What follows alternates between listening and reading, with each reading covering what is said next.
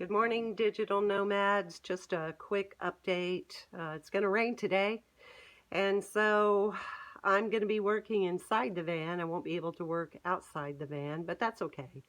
And one of the things I think it's important to remember when you're working on any restoration project is that you do have to keep your eye on the weather, because the amount of moisture that you're dealing with will change, of course, the application of products and the curing of products.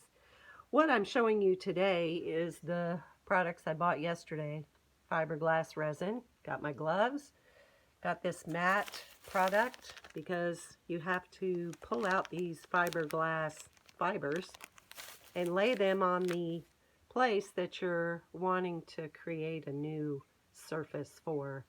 Got some undercoating I've been spraying under the van, just in the wheel wells, to coat them and protect them from moisture this winter.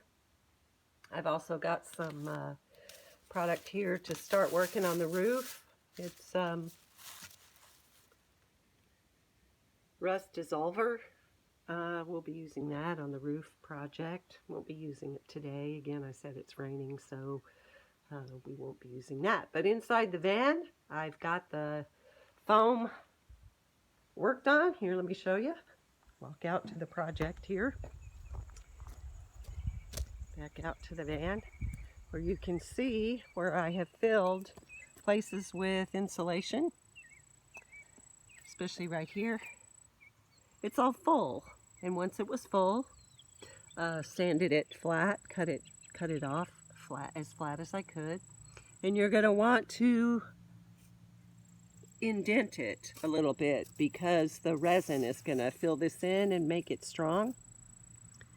There are better ways to do this. If you're a professional, you know all kinds of great ways to do a project like this better and more effectively and more professional. But this is a way that if you're on a tight budget, you can use products like this to mitigate rust, to slow it down, to protect the surface from moisture. All of the bumper is off, as you can see.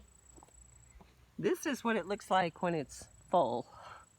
I did this yesterday because I ran out of foam and had to go back to Walmart and get a second can, but here's what it looks like when it's full. And when it's fully cured here, I'm going to be cutting it off like that other that I just showed you, making it flat, pushing it in just a little bit to give a place for the resin and the fiberglass mat to be placed on there. And then we use the filler and sand. There will be lots of sanding. Those of you who work on cars, you know there's lots of sanding involved. If you really want it to look smooth, you're going to do all the steps. You're going to make it as smooth as possible. Since this is a travel van, I'm not looking for an absolute showroom finish, but I do want it smooth and as attractive a paint job as we can get. And one continuous color, too. I'd like for the whole thing to be white as we go along.